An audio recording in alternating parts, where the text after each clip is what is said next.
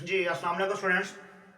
बेटा आज जो मैं आप लोगों को इन्फॉर्मेशन देने जा रहा हूँ वो बहुत इंपॉर्टेंट है, ख़ासकर जो क्लास 9 से लेकर ऊपर की क्लासेस हैं। क्लास 9th होगी, 10th होगी, फर्स्ट ईयर, सेकंड ईयर, जो भी क्लास 9 से ऊपर जिनके बोर्ड के एग्ज़ाम्स होते हैं उनके लिए ये इन्फॉर्मेशन बहुत इंपॉर्टेंट है अकॉर्डिंग टू पंजाब बोर्ड। ठीक है, पंजाब बोर्ड में जितने भी बोर्ड हैं, हमारे भावलपुर बोर्ड है, मुल्तान बोर्ड है, भावल नगर बोर्ड है, रावलपिंडी बोर्ड है, जितने भी बोर्ड हैं ये सारे के सारे बोर्ड्स के लिए ऑफिशियल इन्फॉर्मेशन है, जो कि पंजाब बोर्ड की कमेटी की तरफ से ये कुछ उन्होंने मतलब एग्ज़ाम्स के हवाले से कुछ रूल्स उन्होंने बनाए हैं, जिस पे तकरीबन इसी साल से 2026 से इन्होंने इंशाल्लाह अमल दरामद करना है। ये आप लोगों को याद हो, पहले जो निज़ाम था वो तकरीबन सारे का सारा टोटली अब चेंज हो चुका है। अगर ये चीज़ें इस तरह के ये मतलब जो रूल्स हैं इस पे आप लोगों को अब पता नहीं होगा, आप लोग अमल नहीं करेंगे, तो मेरे ख्याल में अब मुश्किल है एग्ज़ाम्स को पास करना। तो मैं आप लोगों को कोशिश करता हूँ, कुछ चंद पॉइंट्स हैं, उन पॉइंट्स की मदद से शॉर्ट्स टाइम में और ब्रीफली उसके ऊपर आप लोगों को मैं अपडेट्स दे सकूँ।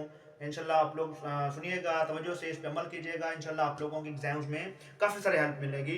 वो बच्चे जो बिल्कुल सरासर पढ़ते ही नहीं हैं, उनको इससे काफ़ी सारा समझ लें नुकसान भी होगा, और वो बच्चे जो बिल्कुल उनके 100% तैयारी होती है और उस तैयारी के बावजूद उनके साथ नाइंसाफ़ी हो जाती है, उनसे उनको काफ़ी सारा फ़ायदा होगा। तो ये पॉइंट्स हैं जो कि बोर्ड की ऑफिशियल्स। तो सबसे पहले जो रजिस्ट्रेशन का अमल होता है हमारी क्लास 9th की या फर्स्ट ईयर की, जैसे रजिस्ट्रेशन होती है उस रजिस्ट्रेशन से प्रोसेस शुरू हो जाता है। पहले तो ये होता था कि रजिस्ट्रेशन क्या हुई, रजिस्ट्रेशन के वक्त तो सिर्फ बच्चे से फॉर्म फिल करवाया जाता था या उससे साइन करवा के या थंब वगैरह लगवा लेते थे, एक फॉर्मेलिटी होती थी, जस्ट वो बोर्ड की तरफ भेज दिया जाता था, उस पर बच्चे की रजिस्ट्रेशन हो जाती थी। तो अब उसमें बहुत सारी चेंजिंग की है, बोर्ड ने उसमें बहुत सारी चेंजिंग की है। क्या किया उन्होंने, देखिए बायोमेट्रिक सिस्टम को उन्होंने मुतारिफ करवाया।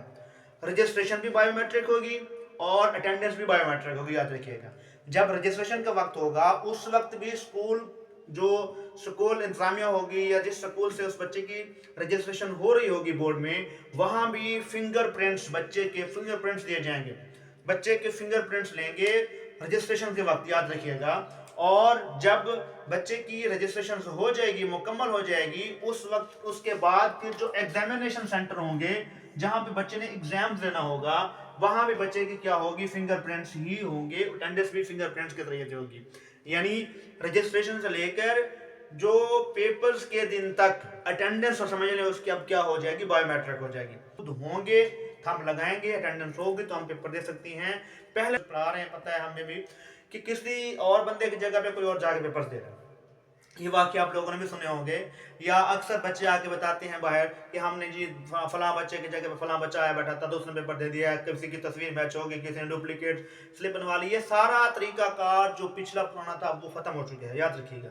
अब क्या होगा, रजिस्ट्रेशन से लेकर अटेंडेंस तक, पेपर के अटेंडेंस तक, सारे का सारा मरला किस थ्रू होगा, बायोमेट्रिक के थ्रू होगा। ये सब है कि हमने अब अपने आप को अपडेट करना है, मेंटेन करना है, हमने हर लिहाज से अपनी तैयारी रखनी है ताकि हमें एनुअल में किस तरह से कोई मसला ना हो।